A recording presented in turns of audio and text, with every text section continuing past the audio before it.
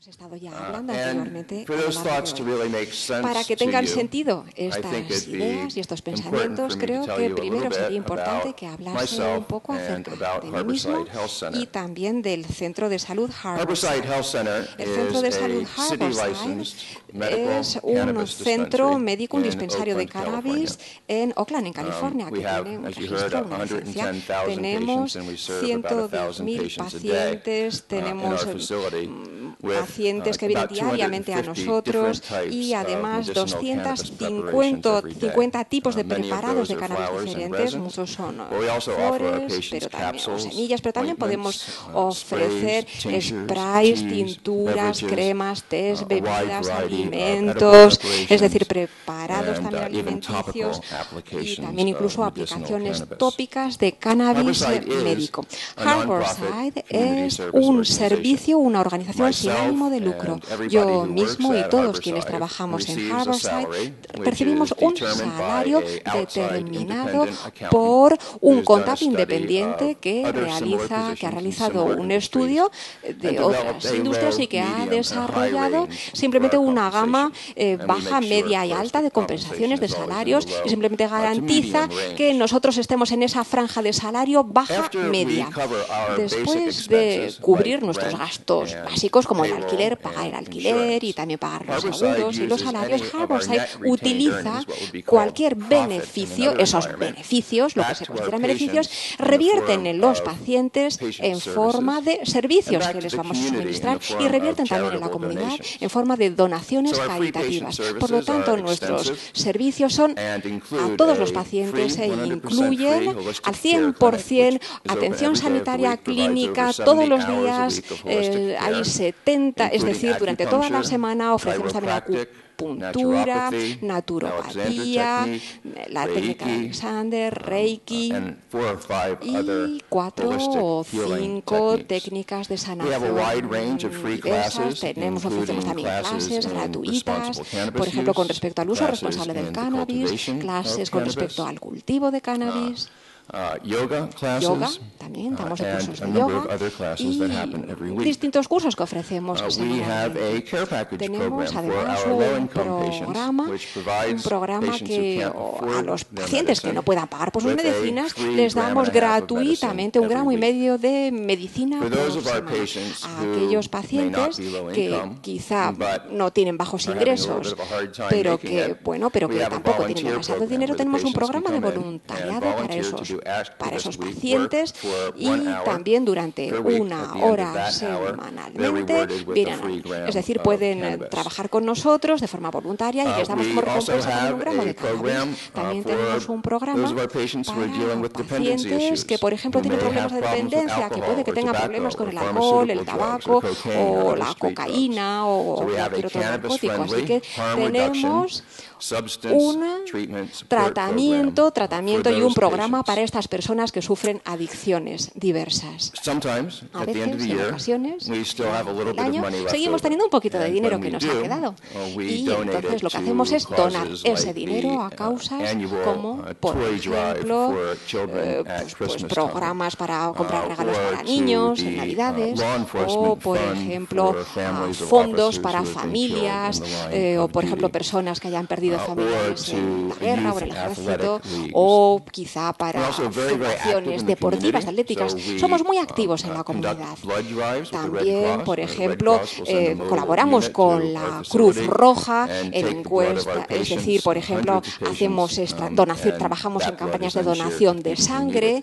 Y somos muy activos en ese sentido. Así que, como decía, el hecho de ser un servicio y una organización sin ánimo de lucro para nosotros es algo muy importante. Y antes de crear Harborside, a lo largo de toda mi vida, siempre he sido un activista.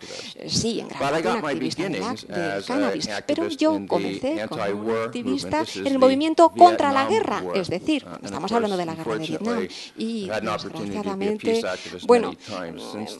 desde entonces ya no he colaborado utilizado demasiado, por ejemplo, en distintas campañas pacifistas, pero así es donde comencé. Mi corazón está en ese mundo sin ánimo de lucro. Una de las cosas más interesantes con Harborside en mi experiencia ha sido toda esa cantidad de bien que hemos podido hacer por tantos pacientes que nunca hubiesen podido pagar ese tratamiento. Y hemos podido trabajar también en áreas pobres. Muchos de los pacientes que vienen a nosotros utilizan nuestros servicios en nuestra clínica, en nuestros servicios gratuitos. Muchos de ellos son personas que además tienen problemas de salud varios, diversos, y que, bueno, saben que tenemos muchísimos problemas con el servicio de salud público en el Estados Unidos, ¿verdad? Que casi que no existe. Es decir, que muchas veces ni siquiera podían hablar con nadie con sus problemas, ni siquiera pues de nutrición, o por ejemplo, y con nosotros pueden hacerlo y hablar de nutrición, de salud, incluso de yoga, de meditación. Y hemos visto cómo hemos podido ayudarles a pacientes que antes no podían caminar, ahora caminan, bailan y son felices y han podido salir de una situación muy penosa durante años.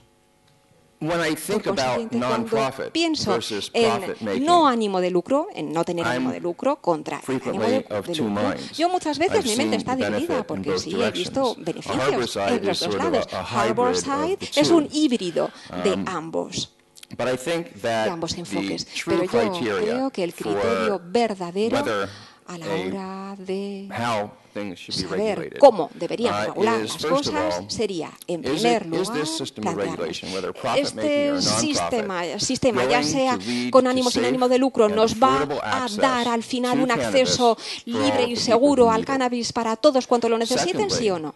En segundo lugar, este sistema de regulación, sea con ánimo o sin ánimo de lucro, va a llevarnos a la creación de una industria del cannabis robusta y sólida que pueda innovar, desarrollar nuevos productos, que puedan al final además preservar la gran calidad y servir a las necesidades, a satisfacer las necesidades de todos cuando pueden beneficiarse del cannabis. Y yo creo que sí, hay muchísimas personas que pueden beneficiarse del cannabis. Así que, esto parece obvio, ¿verdad? Pero las leyes, las actitudes del cannabis están cambiando y eso es lo que se ve en todo el mundo. Se está convirtiendo en un producto cada vez más legal en casi todos los continentes y creo que va a seguir convirtiéndose en un producto cada vez más legal a medida que pase el tiempo. Y como el cannabis ya ha entrado en la sociedad en general, también es inevitable que vaya a convertirse en un producto regulado, reglamentado. Y el ritmo de esa regulación variará simplemente de un país a otro, de acuerdo con sus antecedentes, con la historia, con las leyes y con la cultura de los distintos lugares del mundo. Y así es como tiene que ser. No tiene por qué haber un único modelo de regulación que vaya a poder funcionar en todas partes. Pero dicho eso, todos estos modelos, cualquier modelo regulatorio tendrá que dirigirse y abordar a cuestiones que serán similares. ¿A quién se le va a poder permitir adquirir, vender y cultivar el cannabis? ¿Qué personas, qué organizadores deberían poder manejarlo, gestionarlo? ¿Debería haber nuevos límites médicos o límites en cuanto a los cultivadores, los vendedores? Y si es así, ¿quién tomará esas decisiones acerca de quién debe tener una licencia para llevar a cabo esta actividad? ¿Dónde deberían estar localizadas esas instalaciones de cannabis? ¿Qué tipo de seguridad deberíamos exigir? ¿Deberían ser además organizaciones con o sin ánimo de lucro? ¿Deberían no pagar impuestos o sí que tienen que pagarlos? ¿Cómo? Es decir, ¿cómo vamos a abordar el mercado o evitar cómo salir del mercado negro? ¿Qué tipos de mercados de cannabis van a permitirse o no? Deberían todos además ser verificados, verificar su potencia y su seguridad, y entonces ¿cuáles son los estándares a establecer para verificarlo? ¿Cómo deberían ser embalados, envasados y etiquetados estos productos? ¿Qué tipo de cultivos deberíamos permitir o no? Cualquier tipo de cultivo. Todos los cultivos tendrían que ser orgánicos y se permiten pesticidas Herbicidas, fertilizantes, abonos, sí o no, y en qué condiciones y en qué proporción. Existe una gama enorme de distintas preguntas que tendremos que abordar y a las que tendremos que responder en cualquier sistema regulatorio que consideremos aplicar.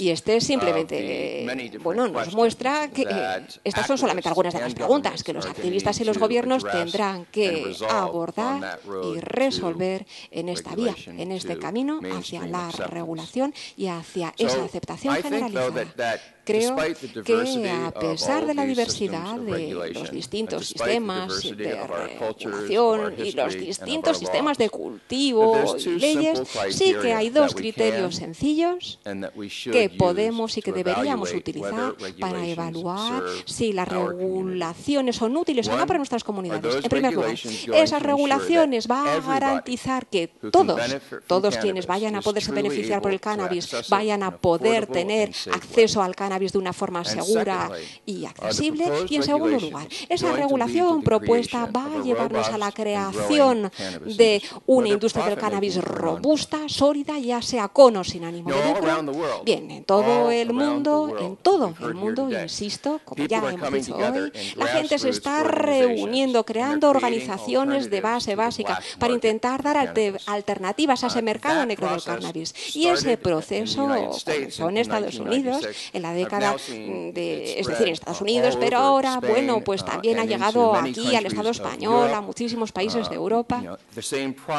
Ese mismo proceso que está teniendo lugar aquí, también está teniendo lugar en Sudamérica e incluso también en ciertos países de África y de Asia. Todas estas distintas organizaciones de todo el mundo, a medida que crecen, que se expanden y que van creando y mostrando además ejemplos positivos de la distribución del cannabis, al mismo tiempo los gobiernos locales tendrán que ir reconociendo, tendrán que reconocer que necesitan ellos también empezar a regular esta actividad. Y entonces, seamos claros, yo no creo que el cultivo y la distribución del cannabis vaya a ser una actividad a pequeña escala. No, creo que casi todo el mundo en la sociedad puede beneficiarse del cannabis y que una vez que esta verdad sea asumida y reconocida por todos, la producción del cannabis va a ser una actividad enorme, independientemente de cómo se organice. Por ello, si nosotros como activistas tenemos suerte, si nosotros hacemos nuestro trabajo bien, entonces podremos forzar a los gobiernos locales a que regulen. Y creo que ese proceso ya está en vías de evolución en Cataluña, en Euskadi, en Estados Unidos, claro, también. Y creo que lo mismo va a suceder también y se va a ir repitiendo a medida que vayan creándose este tipo de organizaciones de base por todo el mundo. Una vez que tengamos esos sistemas locales de regulación, entonces podremos además alentar a los gobiernos locales, empujar a esos gobiernos a que hagan lo mismo, hacer presión. Y en este proceso, algo importantísimo es que nosotros, los activistas, nos involucremos también en ese proceso de regulación desde el comienzo. Yo he tenido la oportunidad de estar presente, de participar en la primera reunión de la Asociación de Cataluña, que Martín ha mencionado. Fue enormemente inspirador para mí participar en ello. Y eso es exactamente lo que yo creo que los activistas necesitan hacer en todo el mundo. En cada país, en todos los países en donde el cannabis vaya a ser regulado, necesitamos trabajar para ser la fuente de información fiable y respetada para aquellos quienes van a ser quienes regulen. Por ello es necesario que sí, que entablemos conversaciones, debates como el de hoy, que hablemos, que debatamos por qué, cómo queremos que sea esa regulación, que hablemos de qué podemos acordar. Habrá cosas que quizá no estaremos de acuerdo, pero que identifiquemos esos puntos de acuerdo y que podamos avanzar todos juntos y así garantizar que esa sea la regulación que después sea adoptada por los reguladores. Uno de los temas o de las cuestiones que siempre nuestros contrarios se plantean, y nosotros también en nuestra comunidad planteamos, es evitar que el cannabis vaya o venga del mercado ilegal. O, es decir, cómo evitar la compra o la venta del cannabis en el mercado ilegal. Y el método que muchas veces se ha sugerido y aplicado en el estado de Colorado, por ejemplo en Estados Unidos, es un sistema de integración vertical. En este tipo de sistema, los vendedores, quienes venden directamente el cannabis a los usuarios finales, a su vez también tienen, es decir, tienen que hacer muchísimas otras cosas, es decir, tienen que cultivarlo, después procesar el cannabis, después empaquetarlo, envasarlo, transportarlo, verificarlo, probarlo, es decir, todas esas actividades tienen que ser realizadas por ellos, por esa única organización, por la misma organización. En ese sistema, los vendedores se les prohíbe adquirir el cannabis de ninguna otra vía que no sea su propia producción. Así que yo creo que este sistema no es una buena idea, es una idea mala porque obliga a las organizaciones del cannabis a gastar su energía y su experiencia y sus conocimientos en una gama amplísima de distintas tareas diferentes. Algunas personas van a ser muy buenos como jardineros, como cultivadores, y otros, bueno, pues sabrán empaquetarlo muy bien, a otros les parecerá apasionante crear productos nuevos y habrá otros que quizá sabrán cómo organizar las cosas bien o cómo hacer una buena promoción. La integración vertical obliga a las personas a desarrollar conocimientos en muchísimas áreas de actividad diferentes y eso evita que puedan desarrollar sus conocimientos adaptados y específicos en un área en concreto. Pensemos en ello. Por ejemplo, es cierto que necesitamos expertos en innovación para poder avanzar. Si todos estamos, pongamos, 150 organizaciones diferentes, todas ellas intentando pensar y ver cómo hacer bien cada uno de esos distintos pasos en toda la cadena de suministro. Todos tenemos que saber hacerlo todo bien y malgastar o desperdiciar nuestras energías en todas esas distintas etapas. Así, ¿cómo podremos alcanzar la excelencia en ninguna de esas etapas? Ninguno de nosotros nunca podrá conocer lo suficientemente bien cualquiera de esas pequeñas etapas para así poder mejorar lo que hacemos para los usuarios finales. Al menos en los Estados Unidos, este tipo de organizaciones verticalmente integradas normalmente no han sido capaces de satisfacer las necesidades de los usuarios. Una organización de este tipo solo podrá desarrollar un número limitado de cepas de cannabis. Muchas veces tendrán problemas a la hora de producir esas cepas con la suficiente calidad o cantidad, y lo mismo en cuanto a los distintos productos del cannabis. En Harborside tenemos 50 o 60 variedades diferentes, productos secundarios, es decir, cada persona que necesite un tipo específico de cannabis podrá encontrar exactamente la variedad que requiere. Además, otro problema a añadir es que muchas veces, unas veces para las empresas, por ejemplo, en el estado de Nuevo México, en los Estados Unidos, va a haber 7 productores de cannabis, cada uno de ellos que tiene licencia para poder producir 199 plantas. Eso en un estado de 2 millones de personas. Así que en Nuevo México los pacientes normalmente no reciben la medicina, simplemente se les pone una lista de espera. Y esto nos parece que no es aceptable. Por consiguiente, los que están a favor de la integración vertical muchas veces reivindican y dicen que ese es el único método, es la única forma de así evitar el contacto con ese mercado ilegal. Pero yo creo que eso simplemente evidencia falta de imaginación. Existe una forma mucho mejor y sencilla de evitar ese mercado negro. Simplemente las licencias, tener licencias en cada una de esas etapas, desde los cultivadores hasta los transportadores, hasta los mayoristas, minoristas, envasadores, productores, cada uno de ellos tienen que tener una licencia con un número de identificación. Y cada vez que se produce una transacción entre esas distintas personas, bueno, pues tendrán que introducir los detalles de esa transacción y sus respectivos números de licencia experiencia dentro de una base de datos segura. Los reguladores tienen acceso en tiempo real, entonces, bueno, pues ahí incluso ponen banderitas si hay actividades sospechosas en esa base de datos, y eso va emparejado a un programa de visitas por parte de auditores in situ que simplemente tienen que ir, ver un terminal de ordenador y garantizar que ese producto que está ahí o que ese dinero simplemente, bueno, pues que se ve que todo coincide con lo que aparece en esa base de datos. Es tan sencillo como eso y se puede auditar y seguir. Cada paso de esa cadena podrá simplemente centrarse en su área de experiencia, en aquello que hacen bien, y así podrán mejorar su capacidad y adquirir cada vez más pericia en ello. Y esta pericia y estos conocimientos nos llevarán a la excelencia y también a la innovación, que a su vez nos llevará a una mejor competencia e incluso a mejores innovaciones. Así que el resultado final será una industria vibrante y saludable que hará lo mejor posible, dando la mejor calidad y también cantidad que los consumidores necesiten.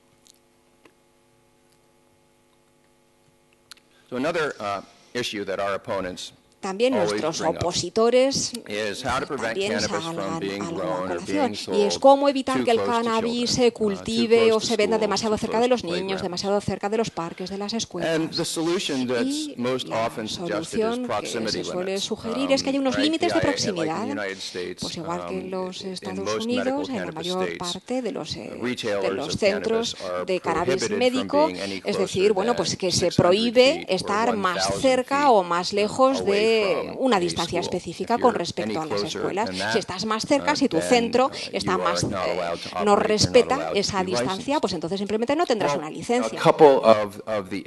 Bien, estos son algunos de los asuntos, de los temas que nos pueden dar una idea de los problemas en cuanto a la regulación. Hoy también hemos hablado, por ejemplo, de conducir bajo la influencia del cannabis. Sí, y esto ha sido algo muy controvertido en la comunidad del cannabis en Estados Unidos. Ahora mismo en Washington va a haber un referéndum, la iniciativa 502, y esta iniciativa 502 legalizará el cannabis para los adultos y creará también centros en donde lo podrán obtener.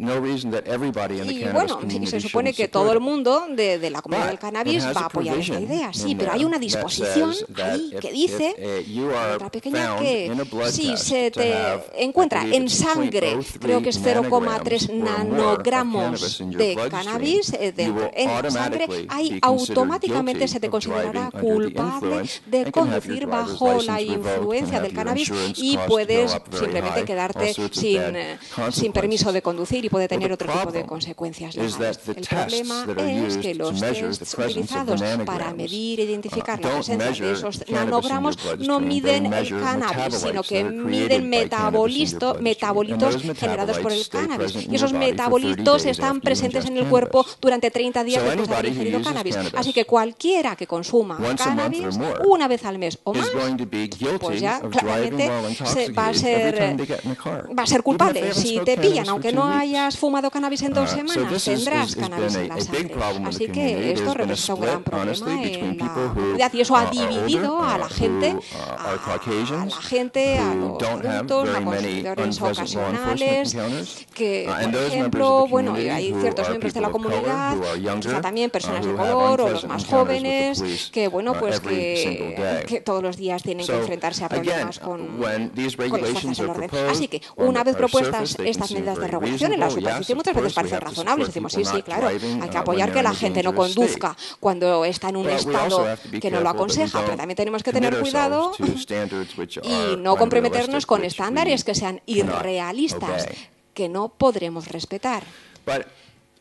Pero yo creo que lo más importante, o la elección más importante a medida que avanzamos y consideramos este tipo de reglamentación, no son los límites de proximidad, tampoco es esa integración vertical o no de las empresas, o si vamos a conducir un coche bajo la influencia del cannabis. Yo creo que lo más importante, o la elección más importante a la que enfrentarnos, será ver cómo vamos a decidir describir el cannabis. Vamos a describir el cannabis cannabis como un elemento tóxico, similar al alcohol, al tabaco, algo que daña, bueno, pero tampoco tanto, que la sociedad debería tolerar en lugar de simplemente ir contra él. Lo vamos a describir el cannabis como un producto de bienestar, como un producto que nos ayuda a realzar y mejorar nuestra salud, como un producto que entronca mucho mejor en una categoría de técnicas holísticas como la naturopatía, la nutrición, el yoga, la meditación o el ejercicio físico. Es decir, todas esas técnicas que en los últimos años recientes queda claro que son al menos igual de efectivas o incluso más efectivas y eficaces que los peligrosísimos fármacos de los que se hace publicidad en la televisión todos los días. ¿Vamos a describir el cannabis como un daño que tenemos que tolerar o vamos a describirlo como un beneficio que hay que promover? En el Estado español tienen mucha suerte porque, bueno, con la ley actual no necesitan crear una situación como la que tenemos en Estados Unidos, donde para poder utilizar legalmente el cannabis hace falta tener una recomendación de sus médicos. Y yo nunca sugeriría, es decir, que tenga que existir ese requisito en un lugar en donde no sea necesario. En el Estado español creo que parece que no es necesario. Pero en otros países, en otros estados como Francia, Polonia, ahí creo que el bienestar, sí, que el cannabis hay que describirlo como un producto de bienestar y que eso puede que sea la llave para el progreso, el avance y la victoria en aquellos lugares en donde es más difícil ya ni siquiera entablar la conversación acerca del cannabis. Tradicionalmente ha habido demasiados puntos de vista diferentes. Es decir, por un lado, quienes creen que es un producto tóxico, una sustancia solamente de recreo, que lo utilizamos para divertirnos. Y, por otro lado, aquellos quienes creen que el cannabis es algo médico, un producto médico, es decir, reservado solamente a aquellos que solamente lo van a utilizar bien si tienen cáncer, sida o alguna otra enfermedad que amenace nuestra vida. Pero yo propongo una tercera alternativa. Propongo que consideremos el cannabis a través de la lente y de la perspectiva del bienestar. El bienestar se puede definir además en términos muy amplios.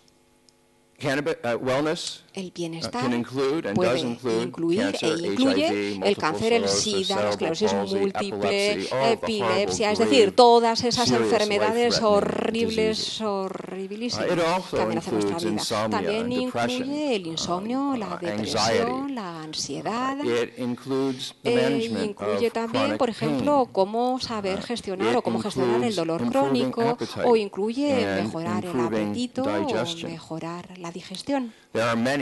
Existen muchos, muchísimos usos diferentes a través del cannabis que nos van a dar bienestar. Y creo que muchas veces nosotros ni siquiera nos damos cuenta de que estamos utilizando el cannabis para obtener ese bienestar. Y ahora simplemente quisiera finalizar hablando un poco acerca del futuro.